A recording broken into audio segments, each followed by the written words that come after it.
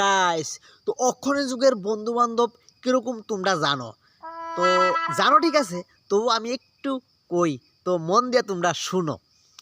বন্ধু বান্ধব আছে তোমার কান্দ ফাড়া দিয়া বড়ই ফারবো, বড়ই ফাইরা তোমার মাথাত লবণ রাখবো, লবণ রাখা এই বড়ই খাইব, তুমি বুঝদাতা না, বুঝলি?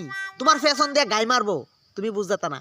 সময় মতো তোমার সামনে আইয়া তোমার আঘাত করবো, তুমি বুঝদাতা না। সময়কালে এমন একটা জিনিস তোমার ফেসে ফেলাই দিব, তুমি বুঝদাতা না।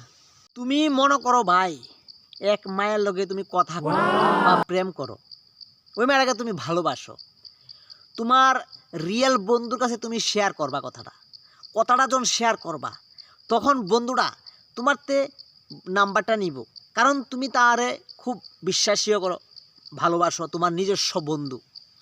তখন সেই বন্ধু ওই তোমার প্রেমিকার লগে সেও কথা কইব, কথা কওয়ানোর পরে আস্তে আস্তে তোমার প্রেমিকটারে সে আস্তে আস্তে ভালোবাসা ফেলাইব, আর তুমি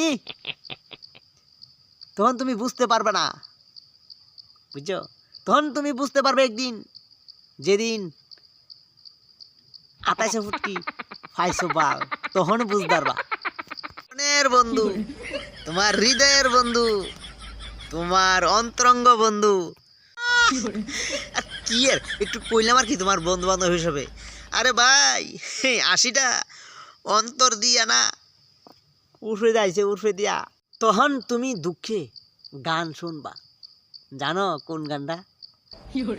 ভালোবাসার মতো ভালোবাসিলে তারি কি গো ভোলা যায়।